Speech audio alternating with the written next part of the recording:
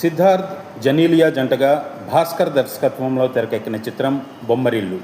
దిల్ రాజు నిర్మించిన ఈ సినిమాకి దేవిశ్రీ ప్రసాద్ సంగీతం అందించారు. 2006 ఆగస్టు 9న విడుదలై ఘన విజయం సాధించిన ఈ చిత్రం అఫీషియల్ పేపర్ యాడ్ ప్రకారం 47 కేంద్రాల్లో శతదినోత్సవం జరుపుకుంది.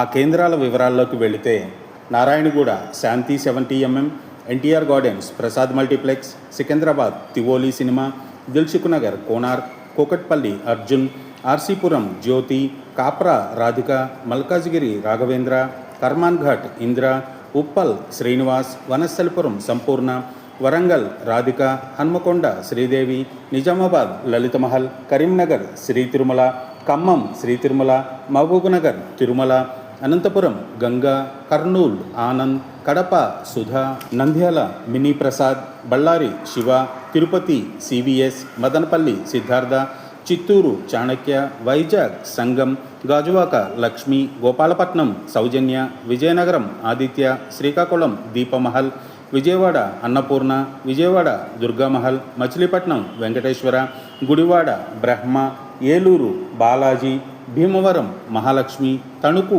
వెంకటేశ్వర, టీపీగూడెం జయలక్ష్మి, పాలకొల్లు రంజని, రాజమండ్రి అశోక, కాకినాడ శ్రీప్రియ, గుంటూరు సరస్వతి, తెనాలి శ్రీలక్ష్మి, ఒంగోలు రత్నమహల్, నెల్లూరు కృష్ణ, బెంగళూరు పీవీఆర్ సినిమా, బెంగళూరు పల్లవి 70mm. డియర్ వ్యూవర్స్, అప్పట్లో బొమ్మరిల్లు సినిమాని మీరు ఏ టాకీస్లో చూశారో కామెంట్ బాక్స్లో పోస్ట్ చేయండి.